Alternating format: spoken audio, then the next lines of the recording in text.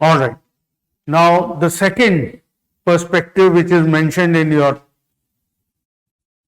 syllabus, structural functional perspective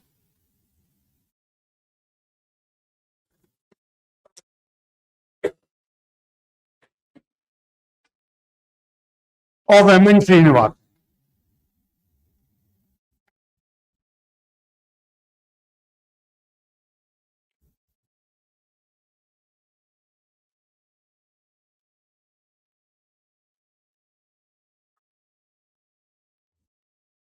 Now, first I must tell you what is structural functionalism. Although I have discussed this with you, functionalist approach as it developed in the works of Durkheim and Radcliffe Brown. Do you remember Radcliffe Brown? No, he is not agreeing. Yes, you are not nodding in agreement. I was asking, do you remember Radcliffe Brown? Yes. Same Radcliffe Brown. All right. So, what is structural functionalism?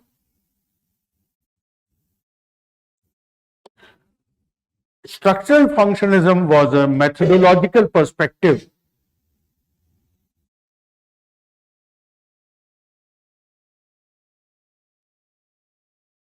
that developed in social anthropology.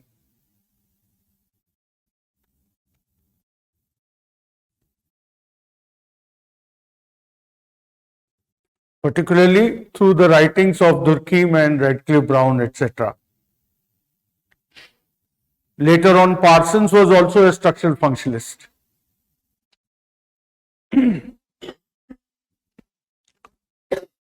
And the main focus of structural functionalist approach was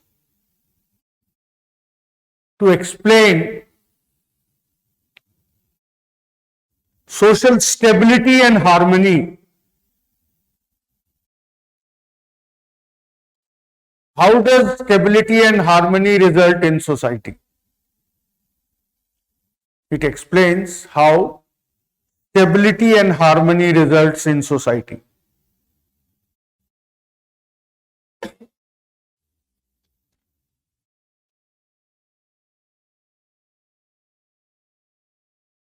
So it starts with an assumption about society,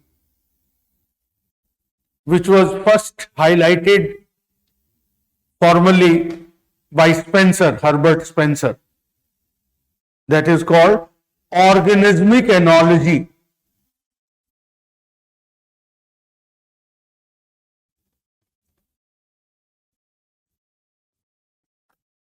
That society is seen as comparable to a biological organism.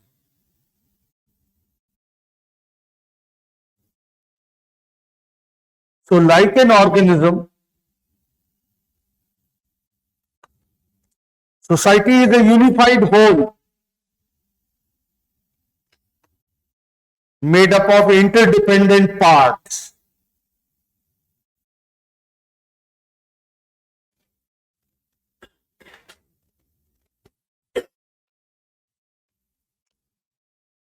So that's how it adopts a holistic view of society.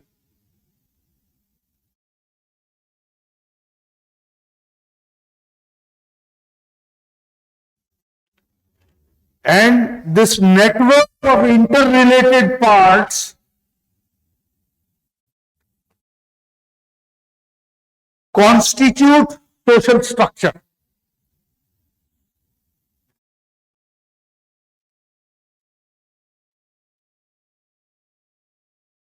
They see society as having a social structure.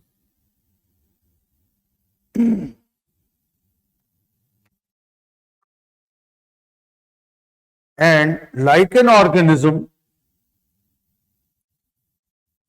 society is seen as having needs or what Radcliffe Brown said, necessary conditions of existence. That there are some necessary conditions which have to be fulfilled. So, parts satisfy these needs or necessary conditions. Parts fulfill these needs.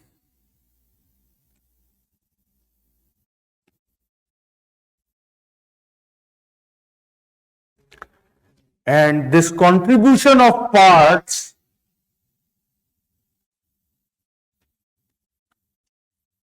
towards the fulfillment of the needs is called function.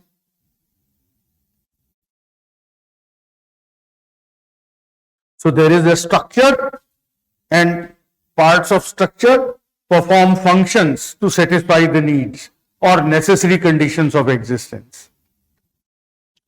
And fulfillment of these needs leads to persistence of social structure.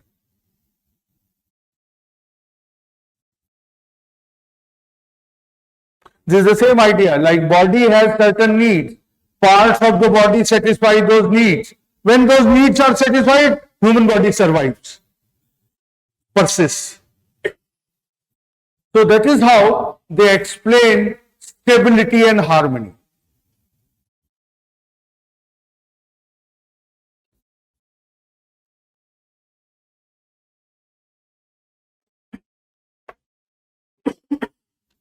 Now, a major limitation of structural functional approach is that they are not able to account for conflict and change in society.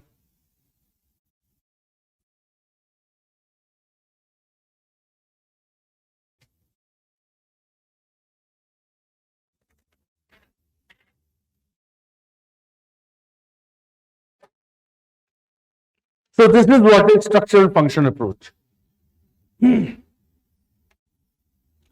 So if you have to apply structural function approach or structural functional methodological perspective, what will you do? First, you will identify the structure. How will you do that? By observing the society. Identify the structure. Then you demonstrate how parts of structure are satisfying needs, leading to solidarity or cohesion in the society. That's what you will do. Clearly understood? All right. So now let's see what M.N Srinivas did. See, M.N Srinivas was from Karnataka, Mysore. In fact, his name is Mysore Narsimhachar Srinivas. That is why he is called M.N Srinivas.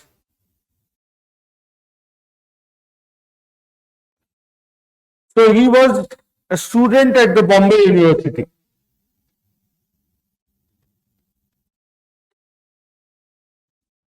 And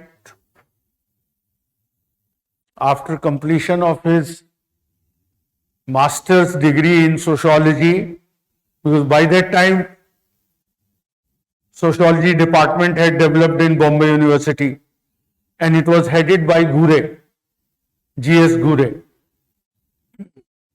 In fact, why Gure is called the father of Indian sociology? That most of the top sociologists in India have been trained by Gure at Bombay University. So his first fieldwork, which was conducted among the Coorgs,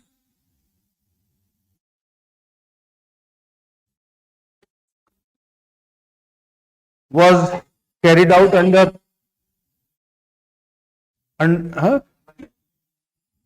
Coorg, C-O-O-R-G. Coorg is the name of a place as well as also name of the people in Karnataka.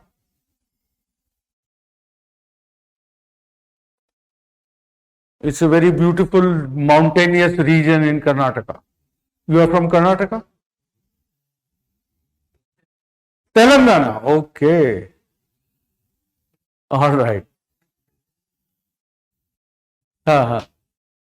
So, he conducted his first fieldwork in Coorg. And later on, he honestly confessed that I waited for long to find a job, but there was no job available. So I decided to continue my studies further. And he went to England, joined the Oxford University for postdoctoral studies.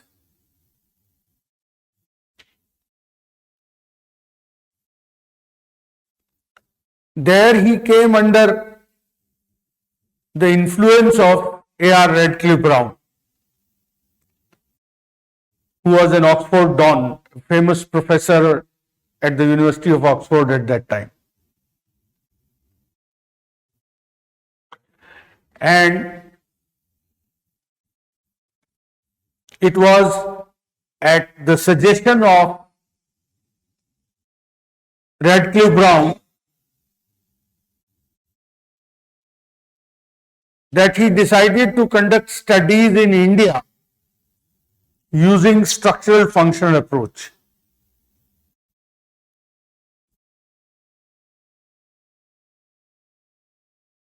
That's how he was converted to structural functionalism.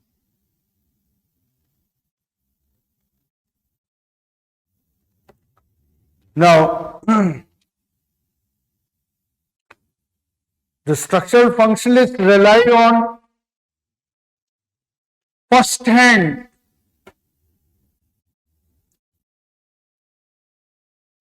empirical data as the basis of their study.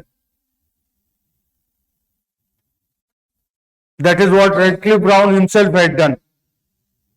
You may recall I told you that he conducted a study in India on the Andaman Islands among Great Andamanis, a tribe called Great Andamanis.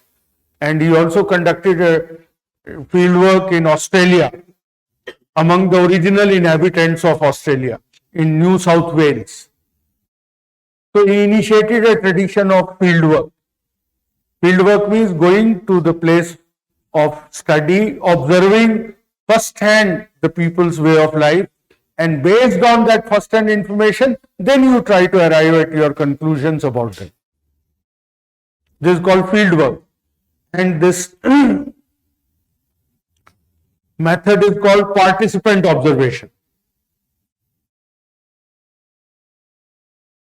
In participant observation, you become a part of the group you want to observe.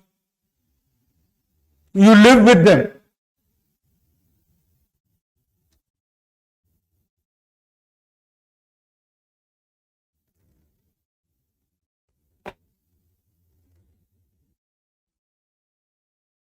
Now,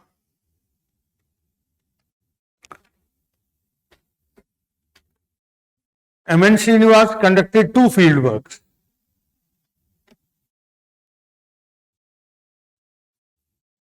The first fieldwork was conducted among the Coorgs. Actually, that was in 1944 to 42. 1940 to 42, over 2 years.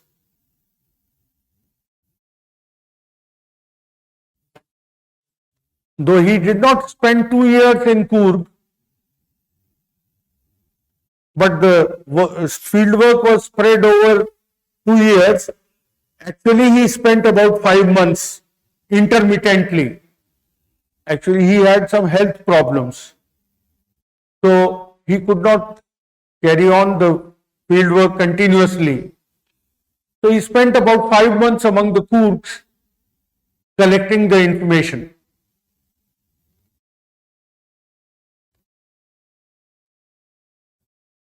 The immediate outcome of this field work was his PhD dissertation.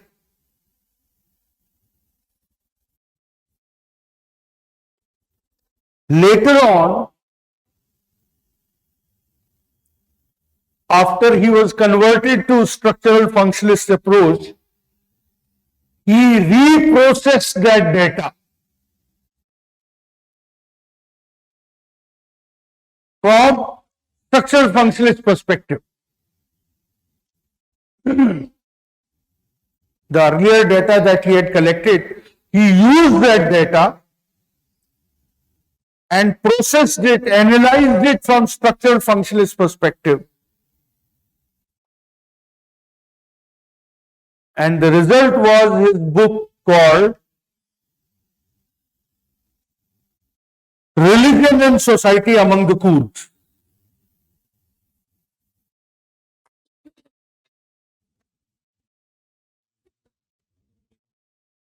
Religion and Society Among the Coorgs.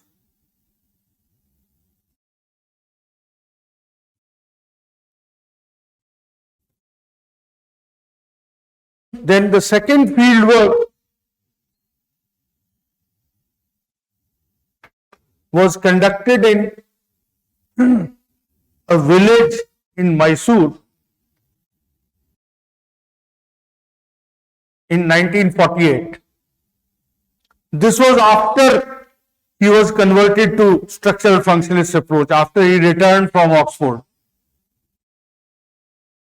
And the village was given a name Rampura.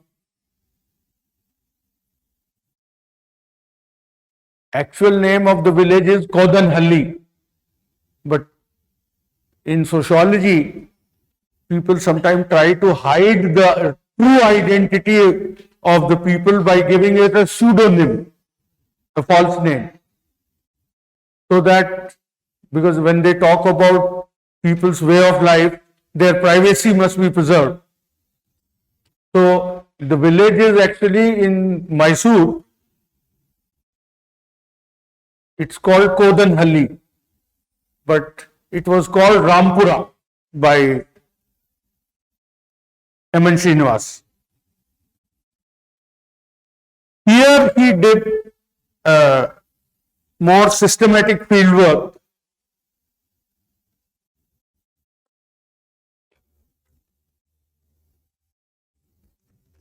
Based on participant observation.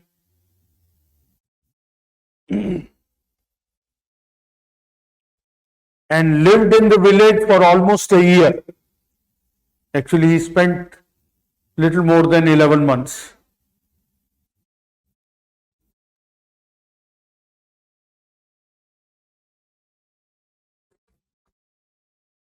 Now, data from both the fieldwork were analyzed on the basis of structural functional perspective.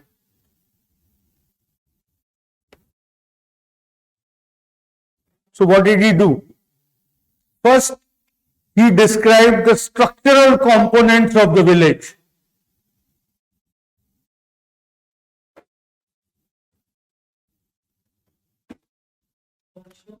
Structural component, caste, family, etc. And highlighted the functions they perform.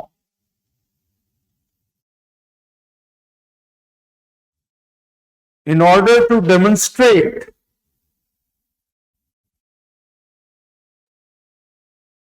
or in order to account for the stability of the traditional social system.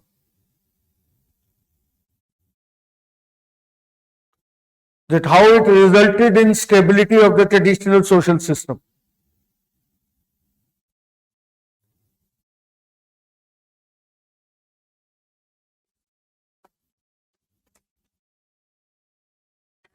Clear? So now first we'll describe what he says in Religion and Society Among the Coorgs.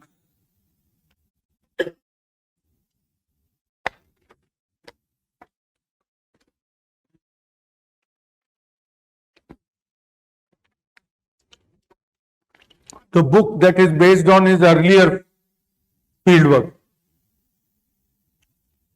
Now the term Coorg here has two meanings.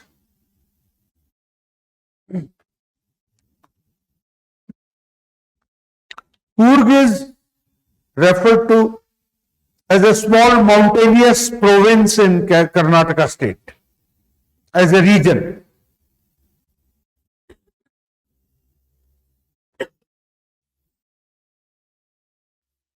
And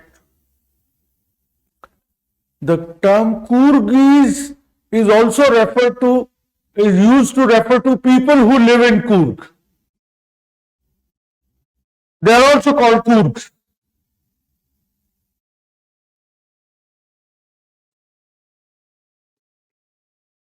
They claim a distinct identity.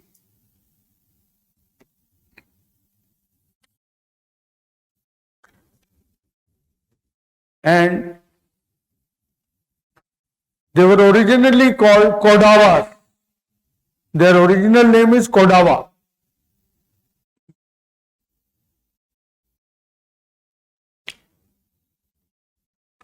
So Srinivas observed the social life of Kodavas.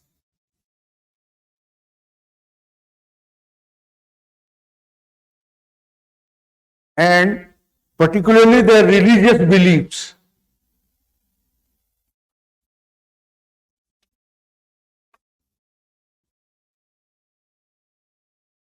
And highlighted the consequences of religious practices in terms of unity and harmony.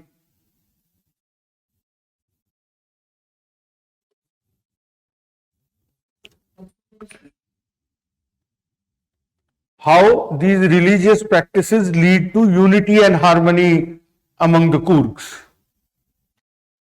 In fact, 2 chapters of the book are devoted to a detailed description of religious practices.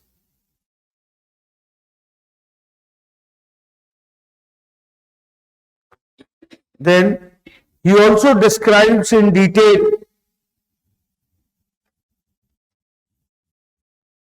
the Okka, O-K-K-A, Okka. It is also written as V-O-K-K, Vokka or Okka. English spelling can be either Vokka or Okka. Okka is a joint family, patriarchal, patrilineal joint family.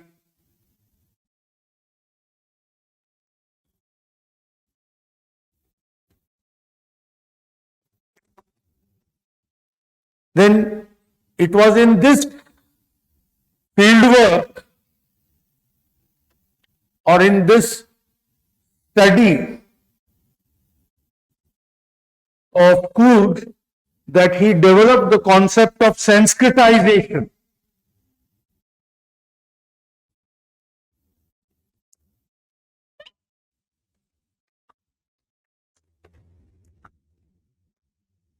He used the concept of sanskritization to describe the incorporation of Kodavas into Hindu society.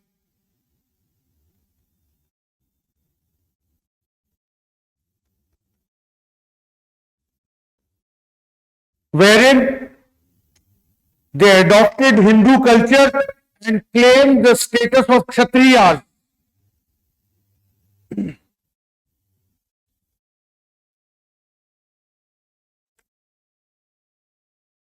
In fact, they follow a lifestyle befitting the Kshatriya status.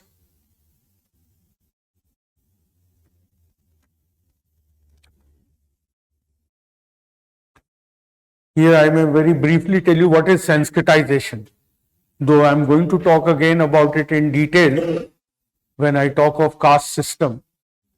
Sanskritization is a process whereby either a lower caste or a tribe or any other community adopts the culture and lifestyle of Hindu upper caste. All right. Why is it called sanskritization? Because as I have been telling you again and again that Dvija culture was governed by Sanskritic Hinduism. Non-Dvijas, they did not practice Sanskritic Hinduism. So if you want to claim the caste status of an upper caste, you must have Sanskritic way of life. What is Sanskritic way of life? The way of life described in the scriptures. Alright, that is what is called Sanskritic way of life. So this process of adopting the Sanskritic way of life is called sanskritization. Is that clear? So this concept was first developed by M.N Srinivas in the study of Coorgs, that through sanskritization the Kodavas became Kshatriya caste known as Coorgs. They claimed a Kshatriya status. Then M.N Srinivas also describes the caste hierarchy in Coorg villages. And he discusses the inter-caste interaction.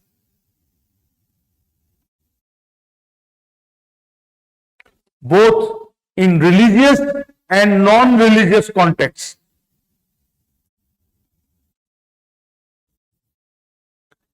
And M.N Srinivas says that this inter-caste interaction leads to solidarity or unity in the Coorg village.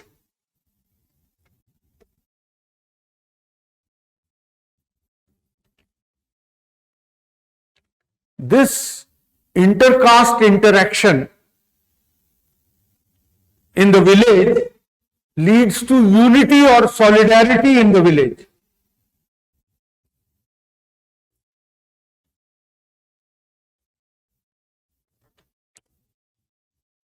You understood that? So it becomes structural function approach. Castes are part of the structure, and how interaction between these caste groups leads to unity. And as I said, he talks about both the kinds of interactions, religious interaction and non-religious interaction. So first we'll talk about the religious interaction.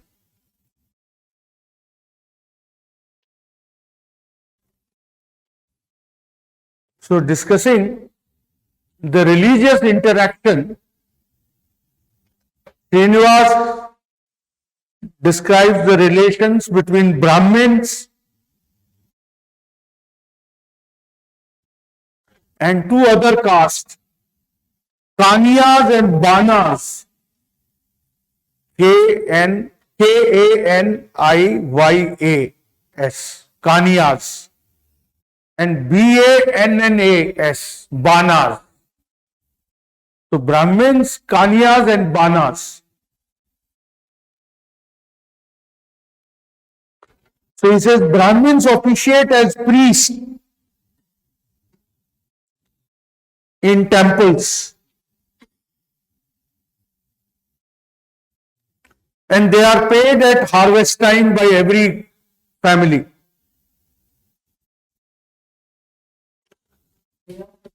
Paid at harvest time by every family.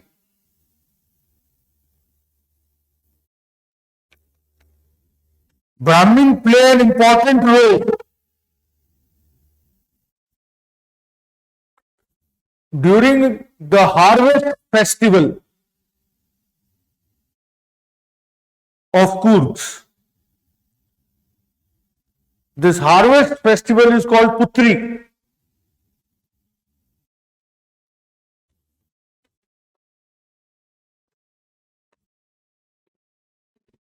Then Brahmins also play an important role in wedding.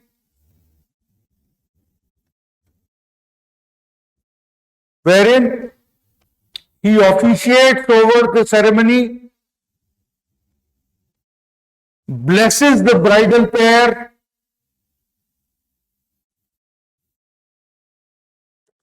and gives them consecrated water. These are the rituals. Then Kaniyas are astrologers. Yes. To the bridal pair, during wedding, he officiates over the ritual ceremony and blesses the bridal pair and gives consecrated water, pure water.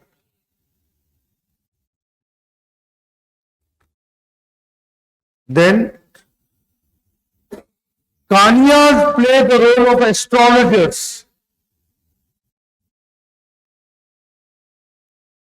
and magicians.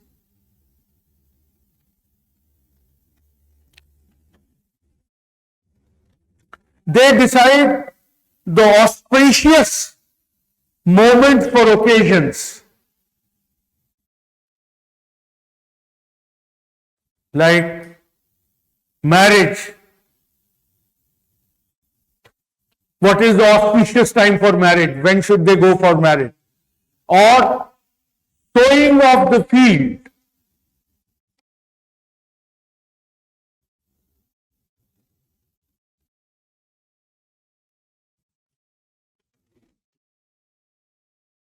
Then Banas perform the rituals prescribed by Kanyas.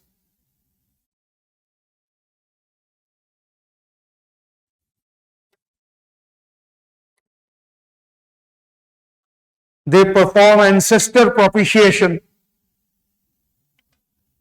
Kanyas will suggest what ritual has to be done. Banas go and perform those rituals. Like ancestor propitiation.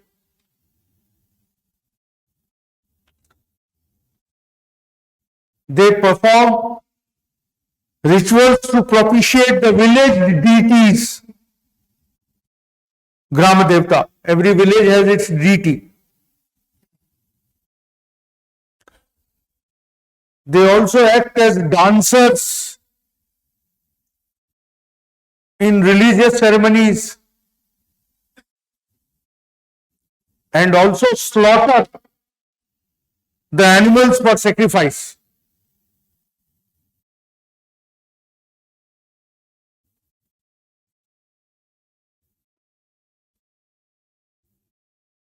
Srinivas also talks about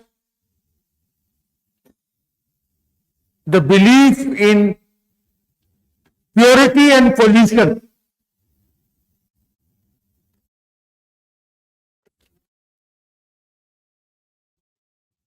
Which governs intercaste interaction.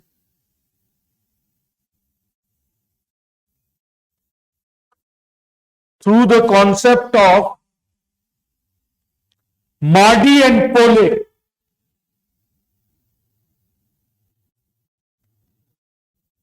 Madi, M-A-D-I, Madi, that means pure, Pole means impure. These are local terms.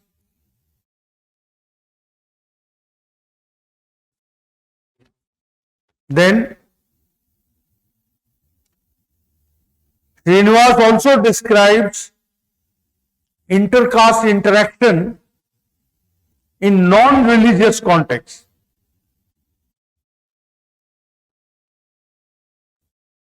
Where the Coorgs interact with blacksmiths, carpenters, goldsmiths, barber,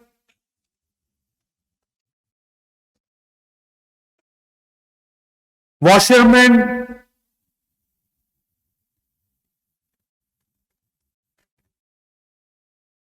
and low-ranking caste like Medas and Polias.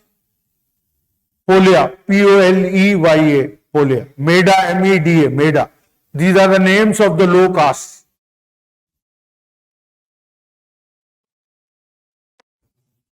So they provide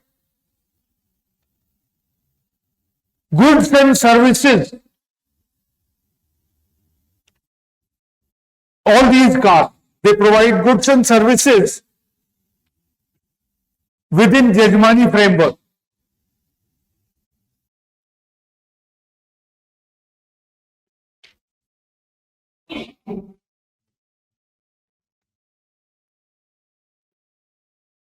Now, he says joint participation in festivals like Putri and intercaste interaction in non-religious context. Intercaste interaction in the non-religious context.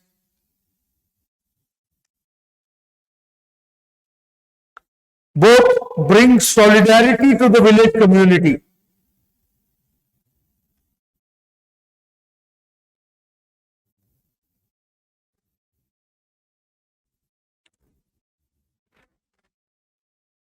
So this is his study of Coorgs, where he tried to explain stability and continuity in the society through structural function perspective.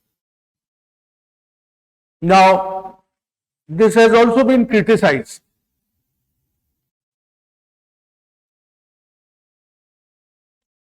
That he has not looked at the quantitative data on land distribution, class relations, inequality.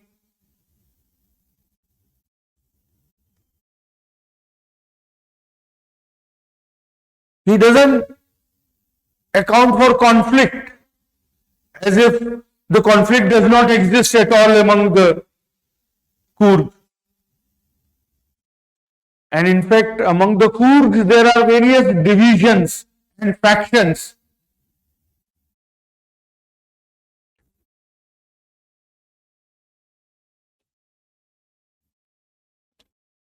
So Srinivas fails to account for that.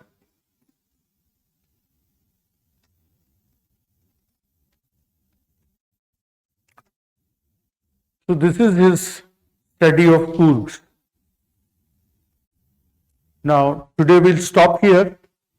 We'll take up his study of Rampura and Marxist sociology tomorrow. Yes. See, Jajmani relations refer to the traditional relations and interaction between different jatis or castes. All right. Now, this term Jajmani term was popularized by a British sociologist, William Weiser, taking this word from colloquial language in UP, Jajman. Jajman is the landowner for which Brahmins perform puja and yajna. Actual word, Sanskritic word is Yajman. But in day-to-day language, it came to be known as Jajman. So actually, Jajmani system has become a general term for interaction between different castes, that barber will give haircut and shave to people, the blacksmith will provide implements for agriculture, the peasants would carry out agricultural work on your land, washerman would wash clothes, like that. Different castes perform different roles. So these roles and these relations are called Jajmani relations, following William Weiser. Today, Jajmani relations have broken down. They don't exist now anymore.